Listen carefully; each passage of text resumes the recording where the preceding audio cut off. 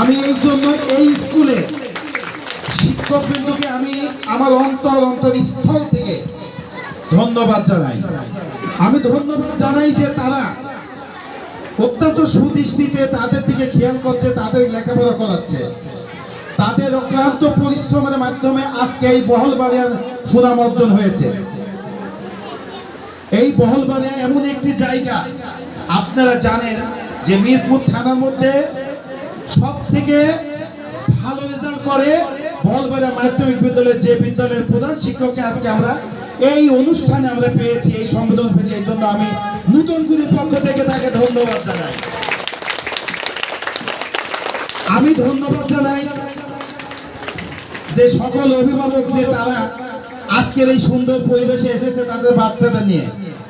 আমার পরবর্তীতে এখানে অনেকেই অনেক বক্তব্য দিবে, দিক নির্দেশনা বক্তব্য দিবে শিক্ষার উপরে, সেগুলো প্রত্যেকটা অভিভাবক আপনারা শুনবেন।